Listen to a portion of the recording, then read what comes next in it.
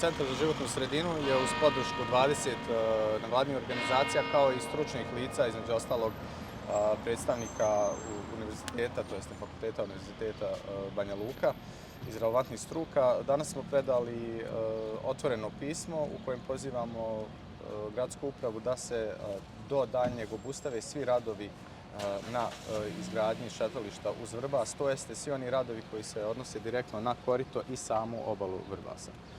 Tu smo iznijeli naše zahtjeve koji se tiču u stvari otvaranja procesa za učešće stručne i šire javnosti.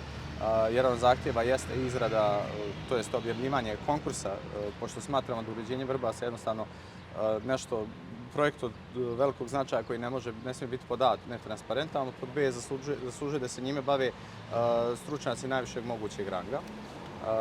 I što se tiče drugih zahtjeva, tu je također i dalje insistiranje na transparentnosti, znači na nekom minimumu stručnih, demokratskih, rekao bi, civilizacijskih vrijednosti kad se radi o projektu ponovo ovih dimenzija i od značaja za javnost Banja Luke i šire.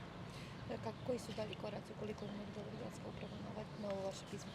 Da, ovo je još jedan u niz koraka koji smo poduzeli, uključujući i pravne, a idući koraci su svi koji su nama, recimo ovako, dostupni u smislu aktivne participacije, aktivnog ostvarivanja prava u stvari na aktivno učešće civilnog društva, ali i svih građana, tako da u skorijoj budućnosti sve što možemo da poduzmemo za zaustavljanje tih radova da je u skladu sa nekim zakonskim, naravno, limitima ćemo da poduzmemo, a nadamo se da ćemo iduća 2-3 dana već dobiti odgovor od gradske administracije, na osnovu čega ćemo vrlo brzo da odlučimo o tim koracima i koliko će oni biti radikalni.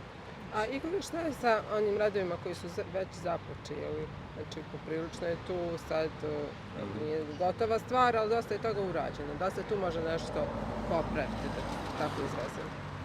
U idealnom scenariju, govorimo o idealnom scenariju, radilo bi se rušenje i rekultivacija obale. Šta će se tačno desiti još ne znamo. Tu vas podsjećam da za radove koji se odvijaju u uzvodnom dijelu, to jeste u području Šehera ili to jeste Toplica, tu imamo i krivičnu prijavu, tako da tu čekamo sud da presudi, tu ćemo vidjeti ko će odgovarati. Isto kao što očekujemo da će odgovarati i oni koji su krivi za sječu drveća u centru grada, to jeste na Mejdanu. Što još uvijek mi ne znamo. Tačno rečeno je da je smijenjen nadzor, ne znamo imena, ne znamo ko je trpio i koje reperkusije za to.